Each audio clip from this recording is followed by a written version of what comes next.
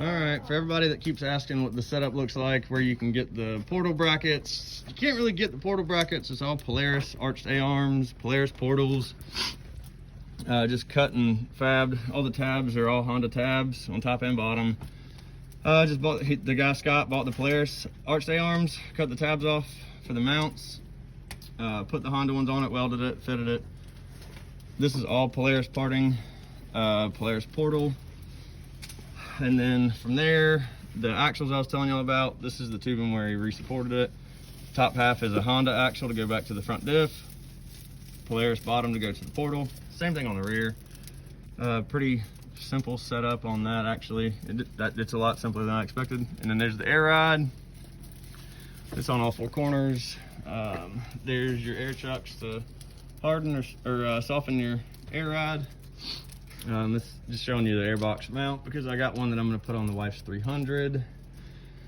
There's the radiator relocator, all that fun stuff. None of that's too fancy, or we're really not worried about that. That's the speakers that I'm here shortly going to be replacing. Right now I got Memphis in there.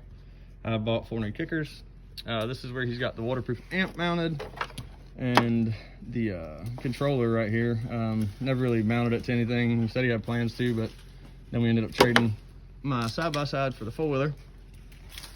And then there's the rear, same thing, Honda upper axle to go into the diff, Polaris lower, going to the portals, air ride.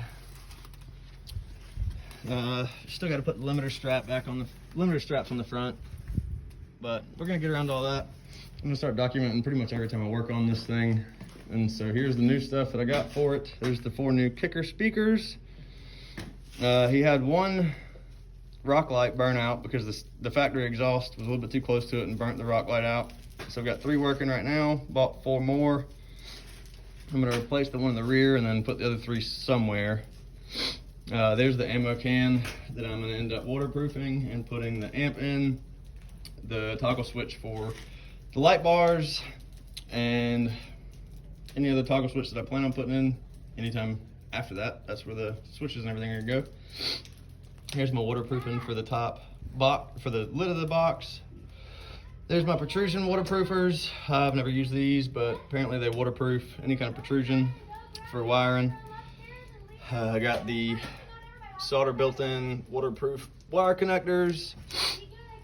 Here's our light bars. The set on the right is gonna go on the wife's 300.